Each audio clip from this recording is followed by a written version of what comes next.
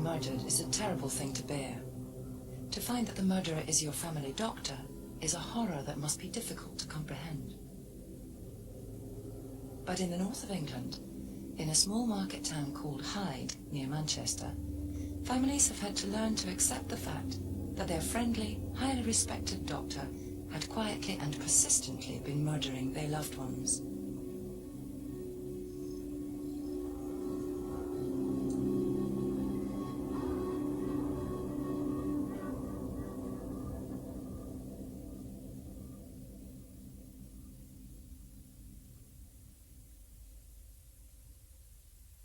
At the end of January 2000, Dr. Harold Shipman was convicted of killing 15 women patients in his care. He was found guilty of murdering each woman by injecting her with a lethal dose of morphine.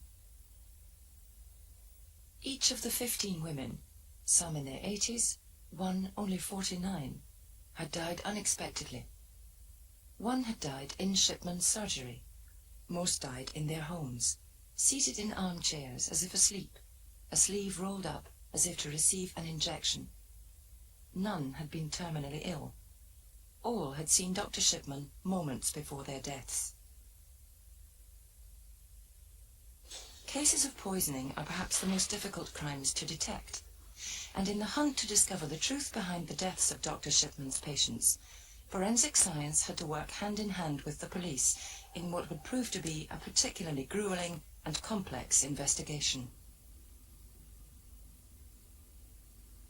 Pathologists and toxicologists would work to reveal the secrets of murder that lay hidden with Shipman's victims beneath the ground, gathering evidence that showed the true cause of their deaths: deadly levels of morphine. Detective work would uncover a mass of circumstantial evidence: forgeries, falsified medical records, fictional appointments, stockpiled drugs, dismantling piece by piece the facade of the man whom many had known for so long as the best doctor in town. The families and friends who have lost their loved ones still struggle to understand Shipman's crimes. How did he manage to carry out the murders for so long?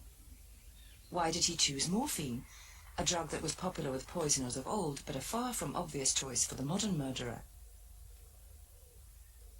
Why did he kill at all? The full extent of Shipman's crimes may never be known, but in addition to the 15 cases already heard, there are moves to investigate 192 more deaths. Harold Shipman could be Britain's biggest ever serial killer. In the ranks of serial killers like Britain's Dennis Nielsen, and America's Ted Bundy, and Jeffrey Dahmer, Harold Shipman belongs to a particular breed, the medical serial killer. We are shocked when a case such as his is revealed, but as the history of crime shows, Harold Shipman follows in a long tradition of American and British killer doctors. Indeed, cases of medical practitioners murdering their patients have taken place for centuries and within societies all around the world. Doctors take the Hippocratic Oath, swearing to preserve life, but of the 16,000 or so homicides in America and the 600 in Britain that are committed every year, doctors and nurses always form a small but disturbing proportion of the murderers.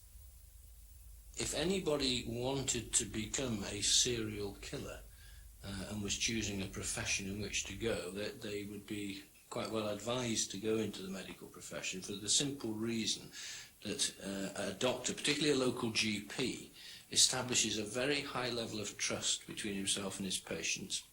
So therefore, for instance, if he says to the patient, "Will you roll up your sleeve, I'm just going to give you an injection," the patient would never question what that injection was for. He then has the power to sign a death certificate giving a cause of death. He then has the power beyond that to sign a cremation certificate, which in effect gets rid of the evidence in many cases.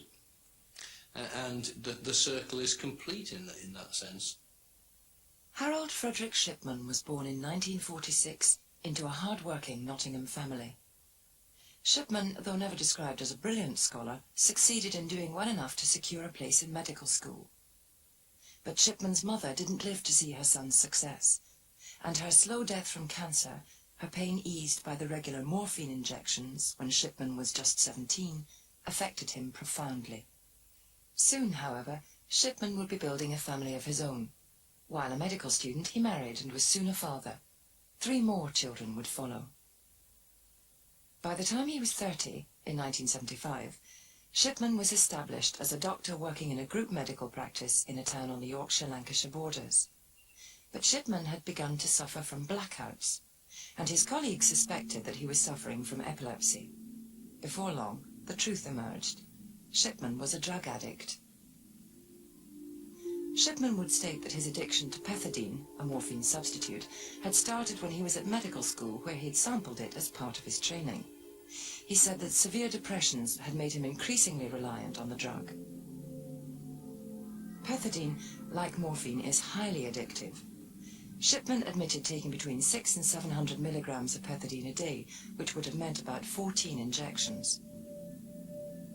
With the deviousness that would come to serve him so well as a murderer, Shipman had used his position as a doctor to help feed his habit. The practice had an account to allow the doctors to carry limited supplies of drugs with them while they were on call. Shipman was prescribing large amounts of pethidine, collecting the prescription, and keeping the majority of the drug for himself. Shipman was required to enter a treatment program and fined over £600. But although he lost his job, he was not struck off as a doctor. Within 2 years, he was back working as a GP in a town called Hyde in Greater Manchester. His addiction now seemingly behind him, he set about re-establishing his reputation as a hard-working doctor. By 1992, after 15 years in a group practice, Shipman set up on his own as a single-practice GP. With his patient list growing as fast as his reputation, he was soon known as the best doctor in town, someone who took time and great care over his patients.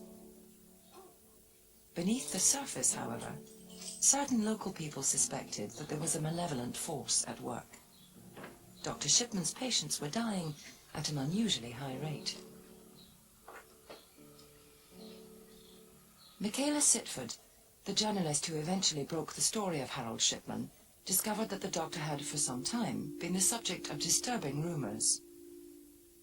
Home Helps actually called Dr. Shipman Dr. Death as a joke, but I think most people thought that a doctor killing his patients was unthinkable, and consequently they didn't connect their fears with their actions. And taxi driver John Shaw also had suspicions. My clientele were elderly ladies around Hyde and Godley, and over the years I built up a considerable business. I began to be suspicious after perhaps 5 or 6 of my customers had died in similar circumstances, and each one of them was one of Dr. Shipman's patients. But my suspicions were so ridiculous that I began to keep a list of which of these ladies was dying, and I jotted their names and addresses down. I compiled this list of something like 24 ladies. I still find it very difficult to accept that this has happened. Eventually, in 1998, another doctor and the local undertakers voiced their concern to the coroner about this high number of deaths, as well as the manner in which the bodies of Shipman's patients had been found. The local undertaker raised some concerns that she'd got, that patients were found sitting in the chair, for instance, with their sleeve rolled up, which is a fairly unusual way for someone to be found dead. Normally, if people feel ill, they either take themselves off to bed or at the very least will lie down. Because of mounting suspicions, in the spring of 1998, the police did carry out an undercover investigation into Dr. Shipman. Because of the limitations that the need for secrecy placed on this investigation, vital clues were missed. The police concluded that although overbearing, Harold Shipman was an excellent doctor, and no further action was taken. At the end of the investigation that was carried out by the detective inspector, there was a general large sigh of relief breathed by all of us, because we were, of course, delighted to find that in fact our fears were not grounded, and that a local GP was not responsible, apparently, for causing the death of a number of his patients. But after the police investigation, Shipman would go on to kill at least 3 more women: Winnie Mellor, Joan Melia, and Kathleen Grundy. I've been asked several times whether I have regrets about that first investigation having obviously not brought out the truth. The obvious answer to that has to be yes, because people died subsequent to that investigation. I fervently believe that the police did all they could at that time within the limits that were placed upon them.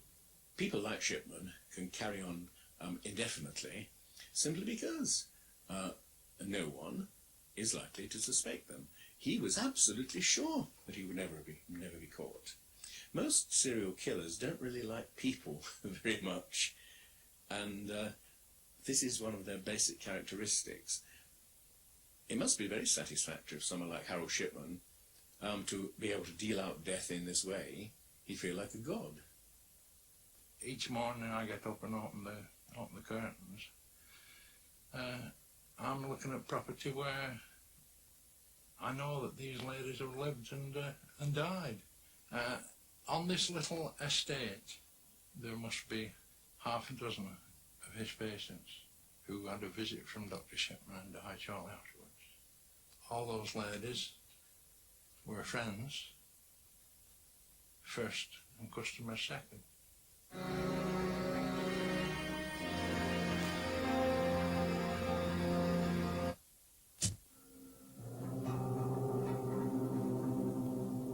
When a doctor turns to crime, he should make the greatest of criminals, said the fictional detective Sherlock Holmes.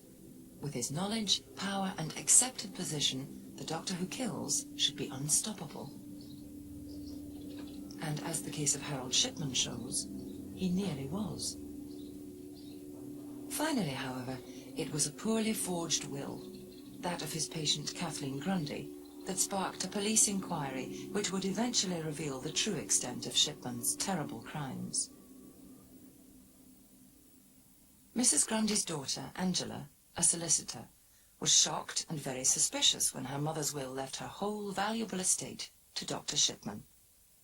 The will had been drafted just 2 weeks before Mrs. Grundy's death and replaced one that Angela had kept for her mother for years. She was sure that the signature wasn't her mother's. Though grief-stricken, Angela Woodruff wanted to get to the bottom of the matter. She traced the 2 signatories on the will and found that they were patients of Dr. Shipman, who had called them into his consulting room to sign it. Her suspicions increased.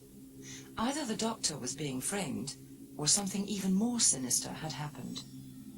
When Angela Woodruff took the will to the police, they confirmed it was a forgery. Alarm bells rang. Only months beforehand, they had investigated the suspiciously high death rate of a local doctor. His name was Harold Shipman. The police now faced the possibility that Dr. Shipman had killed Mrs. Kathleen Grundy for money and possibly murdered other patients. What had started as a forgery case would quickly become murder, and then multiple murder. When investigating the deaths of Harold Shipman's patients, the police had to establish that they had died from unnatural causes. Poison has long been the obvious choice of the murdering doctor. He knows the nature of poisons, the lethal dose, and how to time its administration. Using this professional knowledge, medical murderers usually choose a means of death that will arouse the least suspicion, using substances that they know will mimic natural diseases. Many have used insulin, which is produced naturally in the body, and which breaks down quickly, making it difficult to trace. The police suspected that if he had committed murder, it was likely that Harold Shipman would have chosen insulin. The most important proof of poisoning is its detection within the body.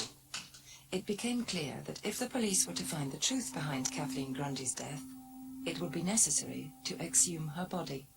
That was a gigantic step as far as we were concerned, certainly back to when Greater Manchester Police was formed in 1974.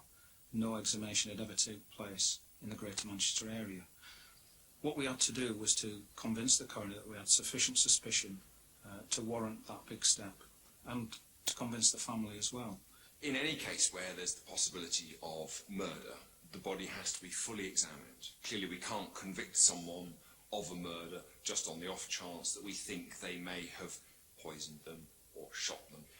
In the case of Dr. Shipman, of course, the police only became aware sometime after the deaths that they may have been murders, and so the bodies had to be exhumed for them to be examined. The post-mortems in these cases were performed for two reasons. Firstly, to recover samples to test for the poisons, which in the end proved to be positive. Secondly, also, of course, Dr. Shipman had given causes of death that were natural, and we needed to determine whether they were correct or incorrect. I performed a post-mortem examination on Mrs. Grundy some weeks after she died.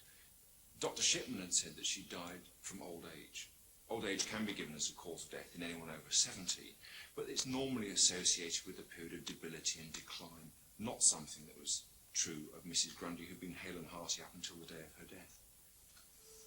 As the case progressed, the exhumation of Shipman's victims would be repeated with grim regularity.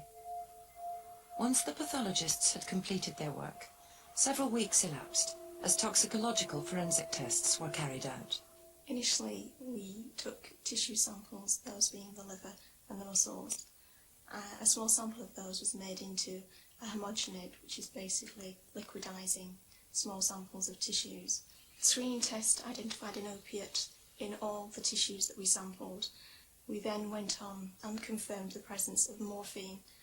Those levels were substantial and sufficient to cause death. The police knew that morphine never degrades. As long as there is tissue to test, it can be detected. It was about a fortnight later that we got the preliminary results back to say that there was morphine in the body. I'd expected that Harold Shipman would have utilised something that was not detectable, or something that occurred naturally. Insulin is one that obviously springs to mind, and therefore we would not have been able to distinguish between what should have been there and what had been put there by a murderer. The police now had enough evidence to arrest Shipman, and on the 7th of September 1998, he was charged with the murder of Mrs. Grundy, with theft by deception and forgery. The investigation now gathered momentum, and after Mrs. Grundy's exhumation, 11 more followed. Day after day, families in the town of Hyde watched and waited as their beloved mother, sister or aunt was removed from what was thought to have been her last resting place. Again and again, the pathologists rejected the cause of death that Shipman had written on the death certificates, and all but 3 of the bodies showed fatal levels of morphine. Everybody I spoke to could not believe that he would do such a thing. He'd always been such a kind, caring doctor with so much time for everybody. Some people seem to think it might have been a mercy killing.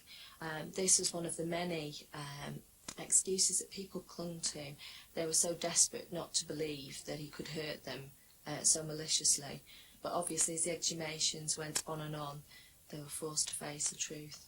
When these women died, there was usually some surprise. Few had had any serious conditions. I'd seen Kathleen only a matter of a couple of 3 weeks before. I'd taken her to Stockport Station. She was going to visit her daughter. I knew that Kathleen wasn't absolutely 100% fit, but she was certainly very bubbly when I'd last seen her. But Shipman was able to explain all his victims' deaths away with diagnosis of a range of common ailments: heart attacks, strokes, thrombosis. In the Grundy case, and in all the other cases that they investigated, the police were faced with page after page of plausible medical histories and therefore unsuspicious deaths. But this time, the police investigation decided to look beyond the surface and dig deeper. The police computer examination unit set to work. They followed an audit trail, a shadow left deep in the computer's memory. The police discovered that Shipman had tampered with his victims' medical notes. In each case, he had changed them to make the women look more ill than they were. I realised not only had he inserted false records, he altered existing ones. And the way the software worked, on him doing that, it dropped the altered record into a field I was able to examine, called a show remove filter. So effectively, I can give you one good example of this. On the 21st of April 1997, Mrs. Bianca Pomfret failed to attend the surgery. He originally put an entry into her record saying did not attend, no reason. On the day that he injected her with diamorphine, he went back into her record and edited that entry to read relating to angina. However, when he did that, he wasn't aware that the database dropped the original record into this show remove filter. I was able to examine that record, the original, and identify that he'd removed it on the day of her death, even before her body had been found. Harold Shipman always had an answer for everything, or nearly always had an answer for everything. On one occasion, when he was confronted with the irrefutable evidence that he'd altered the computerised medical records on the afternoon that somebody later died, it was at that point that he didn't have an answer. Ask you again, Doctor. Where's that information come from? I have no recollection of me putting that on the machine. It's your passcode. It's your name. It doesn't alter the fact I can't remember doing it.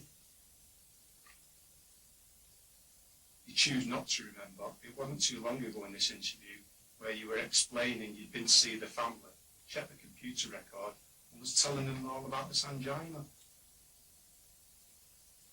I still have no recollection of entering that onto the computer.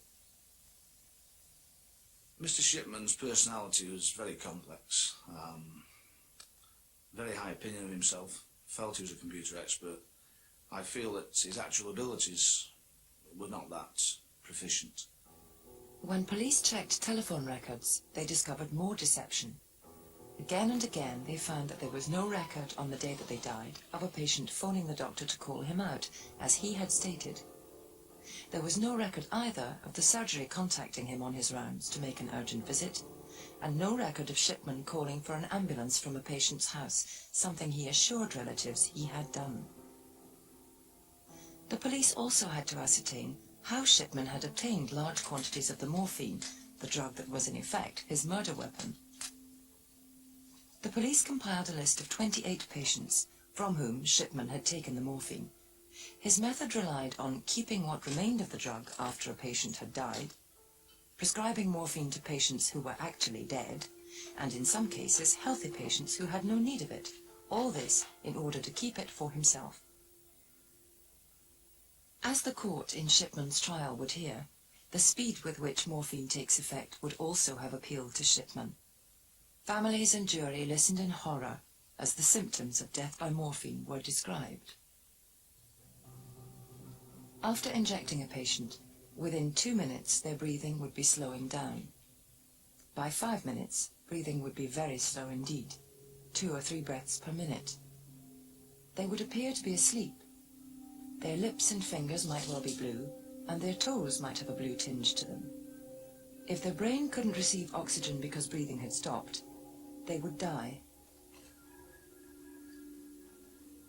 As the judge pointed out, the last words that many of Shipman's patients may have uttered as they rolled up their sleeves were, "Thank you, doctor."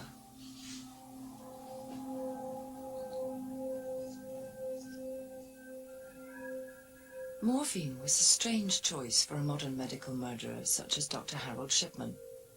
He had used a drug that can point a finger at a killer decades after a murder. Perhaps knowing that morphine can be traced, Shipman had always attempted to persuade his victims' families that their relation had wanted to be cremated, but he must have known that many of his victims would in fact be buried. Why then did he choose morphine? Morphine is an alkaloid and was first extracted from opium in 1805. It was used to great effect during World War I to treat battle casualties. But difficulty in controlling morphine dosage led to the maxim that it is better to have a little pain with too little of the drug rather than no pain at all with too much. Morphine works by depressing the nervous system and brain activity. Medicinally, it has to be used with great care because an overdose can stop the brain and heart from working altogether. For the murderer, its attraction is exactly the speed with which it can cause death, and because of this, it has long been seen as an effective murder weapon. But if Harold Shipman had taken the time to study criminal history, he would have seen that though popular with medical murderers, doctors who use morphine have rarely escaped detection. In American criminal history, the case of medical student Carlisle Harris in 1891 shows how morphine poisoning leaves telltale signs that were recognized more than 100 years before Shipman carried out his murders. Carlisle Harris was arrested for the murder of Helen Potts, a 19-year-old he had secretly married the year before. He was charged with killing Helen by giving her capsules filled with morphine. The poor girl took the pills her husband had told her would help her sleep. She was at her school in New York when she succumbed to the drastic effects of the morphine. A doctor was called to her bedside, and he immediately detected the telltale sign of a morphine overdose. The pupils of her eyes had symmetrically contracted to pinpoints, and despite his best efforts to save her, she died that morning. Helen's body was buried, but before long the dead girl's mother began to suspect her son-in-law, and eventually Harris was arrested and charged with her murder. Helen Potts's body was exhumed, and the celebrated toxicologist August Whithouse detected morphine during 16 different tests. Added to this was the testimony of Harris's lecturer at medical college, who stated that he had lectured on morphine poisoning only 10 days before her death. The case caused a sensation at the time. Harris was found guilty of murder and was sentenced to death. The Carlisle Harris case highlights one of the drawbacks of using morphine as a poison. But for Harold Shipman, who had so much control over the death of his patients, it must have seemed ideal, because it is an uncomfortable fact that it wasn't until Shipman had murdered possibly hundreds of his patients with morphine that he was detected. While he was above suspicion, it was the perfect drug. Patients rely on doctors to administer morphine when they are seriously ill, and it is an accepted tool in the doctor's armory of pain relief. Did Shipman believe that if his actions were ever questioned, they would be explained as a doctor doing his duty? If so, he may have been aware of a doctor in the 1950s, John Bodkin Adams, whose case gives us perhaps the most direct historical parallel with Shipman's. In 1957, Dr. John Bodkin Adams was charged with the murder of one of his elderly female patients, Mrs. Edith Morrell, and suspected of killing 8 more, all with fatal doses of morphine. When Adams had arrived in the seaside town of Eastbourne straight from medical school, he'd had little trouble building up a good practice, mainly drawn from the area's very elderly population. Bodkin Adams was warm and tactile with his older charges, charming the ladies with his unhurried manner. But the doctor enjoyed the good life and encouraged the generosity of his patients. He was named in over 100 of their wills and received more than £30,000 in bequests over a 10-year period, a significant sum in the 1950s. But Bodkin Adams went too far, and because of these repeated benefits that came his way, Scotland Yard eventually investigated matters. Rumour had it that Adams did his rounds with a bottle of morphine in one pocket and a blank cheque in the other. He basically made his patients into drug addicts, probably at the beginning with the best of motives. A huge, fat man, who I think was an absolutely greedy pig, who discovered that his patients adored him because whenever they felt rather low, he just gave them large doses of drugs, and then they began leaving him their money. And I think that he thought, oh, this is easy. I don't think for a moment he thought, let's start murdering people. He didn't think of himself as a murderer at all. The case against Bodkin Adams was that he made his patients dependent, usually on morphine, made them alter their wills to his advantage, and then finally gave them a fatal dose of the drug to finish them off. But after a complex trial, Adams was found not guilty. I think many people would agree that Dr. Bodkin Adams literally got away with murder, perhaps more than one murder, possibly dozens. At his trial, there was a great deal of circumstantial evidence against him, but there was a very poorly presented prosecution case, as a result of which the jury acquitted him of murder. Of course, in the 1950s, a family doctor commanded the almost total respect and admiration of his patients, and to imagine that he would deliberately kill one of them would have been utterly unthinkable. He was tremendously lucky, simply that he managed to get off, spend the rest of his life playing golf, and occasionally suing journalists who still referred to him as a murderer. He made as much money from them as he did from the people he killed. In the case of Dr. Bodkin Adams, many believe it was because he was a doctor that he escaped the hangman's noose. More than 50 years later, Dr. Harold Shipman also seemed to believe that his status as a doctor put him beyond the reach of the law. He was a type of character, I think, that was arrogant in the way that he displayed himself during the course of the interviews at the police station. He obviously felt that it was beneath him having to answer questions to these two people who he saw as not being his intellectual equal, that he had a superior intellect. Arrogance is a trait that appears again and again with doctors who murder, and none was more arrogant than one of America's most infamous medical murderers, Dr. Robert Buchanan. Buchanan was practicing as a doctor in New York at the time that the medical student Carlisle Harris was electrocuted for murdering his wife. Buchanan became a Carlisle Harris copycat who thought he could improve on his predecessor's techniques as a poisoner. He divorced his pretty Canadian wife. Shortly thereafter, he took a very disreputable second wife, Annie Sutherland, who was a brothel keeper. Annie was a coarse, unattractive woman, but these drawbacks were more than compensated in Buchanan's mind by her fat bank account. 2 years later, Annie Sutherland was dead, supposedly from a stroke. Buchanan was better off to the tune of $50,000, and within 4 weeks had remarried his first wife. Before long, however, suspicions about the death were being voiced. A friend of Buchanan's reported how Buchanan had taken a great interest in the Carlisle Harris case, and had scoffed at how Harris had bungled the murder. He said that with a little research, Harris would have known to give his victim a small amount of belladonna with the morphine, which would counteract the pinprick pupils in the eyes that were the main symptom of death by morphine. His boasting, however, would be his undoing.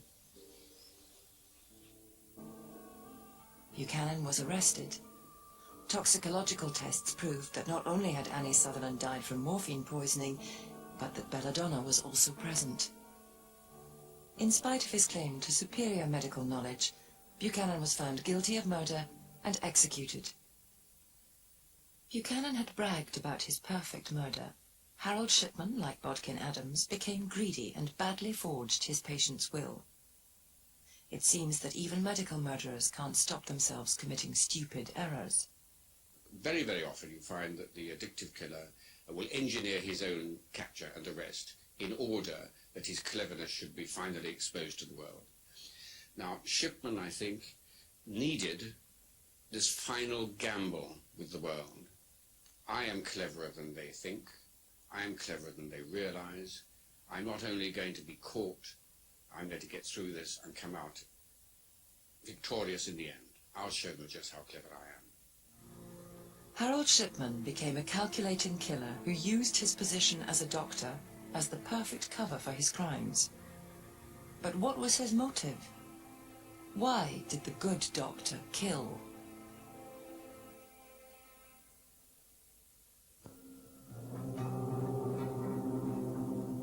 During the investigation into Dr. Shipman's crimes, his motive has been the hardest area to comprehend. Apart from Kathleen Grundy's badly forged will, he didn't appear to seek financial gain. He seemed to thrive on his career and the life he had built. What then were the demons that compelled him to turn his back on humanity and snuff out life? Some of the things which link serial killers, of course, are in their backgrounds, usually from rather poor social circumstances, frequently people who are not terribly well educated, but have big ambitions to be famous, make a lot of money, but don't succeed. Now, Dr. Shipman didn't really fit that pattern. He was a professional man. He'd obviously had a good education, and he was modestly successful in his chosen profession. But medical serial killers are not easy to categorize. Though many have killed for revenge, jealousy, sex, or elimination, some of the traditional motives for murder, there are many cases, as with Shipman's, where the motives appear complex. When the prosecution set out the case against Harold Shipman, they stated that he had killed those 15 patients because he enjoyed doing so. He was exercising the ultimate power of controlling life and death, and repeated it so often that he must have found the drama of taking life to his taste. I believe that the real motivation for him was a desire to have the ultimate power, the power of life and death. And just as much as I think he, in many cases, kept patients alive by use of a large amount of drugs, I think also he caused the deaths of patients because he liked to have that power. The need for power and the need to be seen as powerful seem to be central to understanding Shipman's psychological makeup.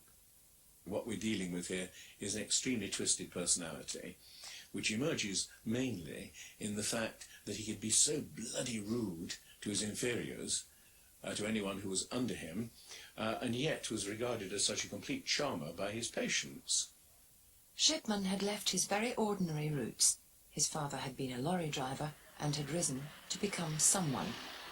It appears that the power his status as a doctor gave him was very important to him. There were occasions, of course, when Harold Shipman would almost hold court. He would get together members of the family, either at his surgery at the time when he was issuing the death certificate, or on the evening of the death, almost as if he was drawing out that process, having the power over these people, in that he was the one that had that knowledge and he would share it when he was ready to share it. Power has been identified as the key motive in other medical murders. Nurses feature prominently in the annals of medical serial killers, so-called angels of death, who thrive on medical emergencies of their own making. The American case of Richard Angelo, a night shift supervisor in an intensive care unit at a hospital in New York State, is a clear example of this. In 1987, there was concern in the unit when 26 patients died in a 6-week period, but it wasn't until another patient survived an emergency that Angelo was recognized as probably being the cause of many of the deaths. The patient told another nurse how a man had told him he was going to give him something that would make him feel better. He had then injected his intravenous drip. Seconds later, the patient was fighting for his life, and luckily, another nurse was on hand and saved him. Angelo was eventually found guilty on 4 counts of murder, though suspected of killing many more. The horrific case of Austrian nursing auxiliary Waltraud Wagner in the early 1990s also showed how vulnerable patients lost their lives at the hands of nurses who believed they had the right to extinguish life as they chose fit. Wagner and 3 accomplices were accused of murdering at least 42 elderly patients, either by lethal injection or by pouring water down their throats, in effect suffocating them. Wagner was found guilty of 15 murders and was sentenced to life imprisonment. And like Richard Angelo and Waltraud Wagner, Harold Shipman committed his crimes right under the noses of his victims' families and friends, and even his own colleagues. Like at least 4 other patients, Ivy Lomas, a 63-year-old widow, died in Shipman's surgery. She had been the first patient in the surgery that afternoon, complaining of a pain in her arm. Shipman took Mrs. Lomas into his treatment room, from which he emerged nearly half an hour later, saying that he'd had problems with the ECG equipment. Shipman then attended to 3 other patients before revealing to his staff that Ivy Lomas was dead. Marie West was an 81-year-old widow, living alone, and beginning to complain of discomfort in her replacement hips. Because of this condition, Mrs. West was receiving regular home visits from Dr. Shipman. On the day of her death in March 1995, Dr. Shipman called. Mrs. West didn't mention that her close friend Marion Hadfield was in the house. Mrs. Hadfield was upstairs, and on coming back down, heard her friend talking to a man she assumed to be the doctor. Out of politeness, she waited in the kitchen. After several minutes, Shipman walked into the kitchen and was very surprised to see her. Oh, hello, Doctor. Flustered, he told her that he was going to see if Mrs. West's son was upstairs. But then he blurted out news of his patient's death. It almost seemed as if Shipman enjoyed the risks involved. He took risks by indulging in this activity when there were other people near at hand, precisely because the prohibition is as important as the activity which is prohibited. To have created these deaths, these deathly scenes for his private delectation, with nobody nearby, would have been to miss part of the excitement. It was important that he should show to himself how clever he was, that he could get away with this, with somebody the other side of the door. It was proof to him of his superiority. Secretly, he's saying to himself, aren't people stupid? And Shipman always had a plausible answer at the ready if anyone queried his unexpected visits. A neighbour of one victim, Kathleen Wagstaff, actually heard her say, "Fancy seeing you here." 45 minutes later, Mrs. Wagstaff was dead. But Shipman's choice of victim, older women who, divorced or widowed, lived alone, may also throw light on the complex question of motivation. I think the death of his mother is of cardinal importance in his history. And I think that when he was choosing older women in order to put them to sleep, which is what he was really doing, he was reenacting that moment of his youth. It's not the fact that he witnessed her death which matters, it's the fact that he witnessed her suffering and was able to alleviate it. He saw that she was injected with morphine, and he saw that that made her happy and relaxed. And there may very well be, in fact I'm convinced, there is a subconscious element of repetition going on. He was re-giving that gift to his mother each time with the death of another woman. During his trial, case after case showed that Shipman had been with victims as their lives ebbed away. He would sit and watch the effects of the lethal dose of morphine, or, in one known case, walk around the room looking at his victims' possessions. The point about Shipman was that he had a very deep need to be alone with the corpse. It was a furtive, secret pleasure.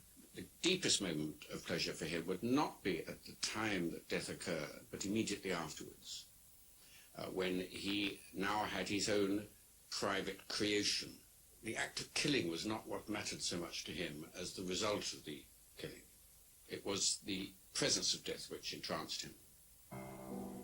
Another aspect of Harold Shipman that gives a clue to his profile as a murderer is his early drug addiction.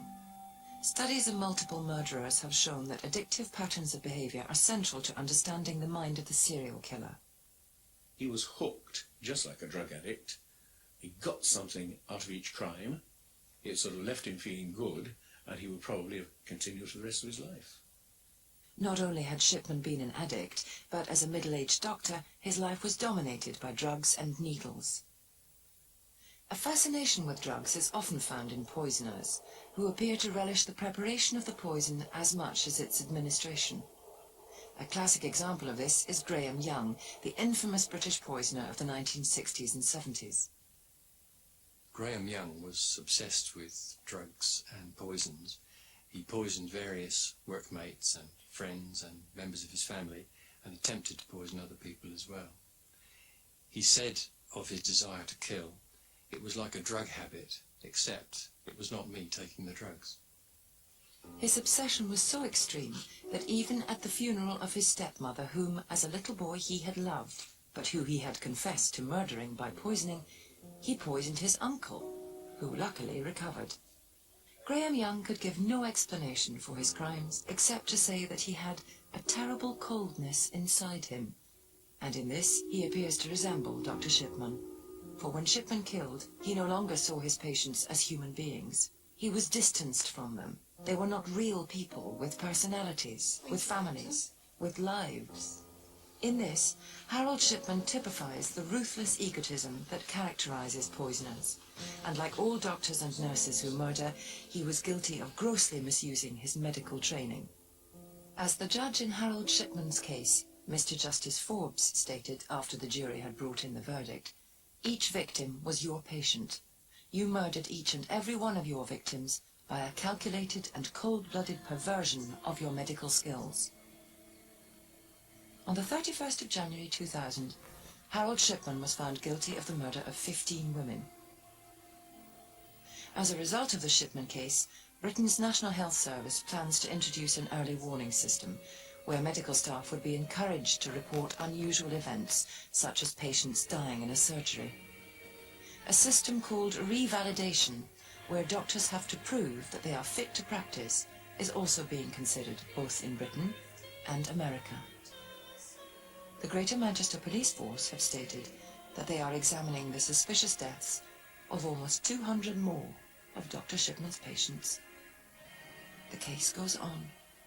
It is worth remembering that when a doctor commits a crime, he becomes a criminal, just another felon trying to avoid detection.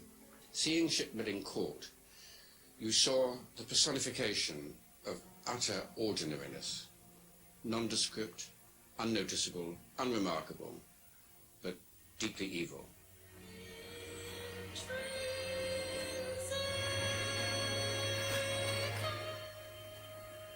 Addicted to Death on Discovery. British Murder Stories continues next with a mystery from the 19th century, an ongoing mystery as the identity of Jack the Ripper is yet to be revealed.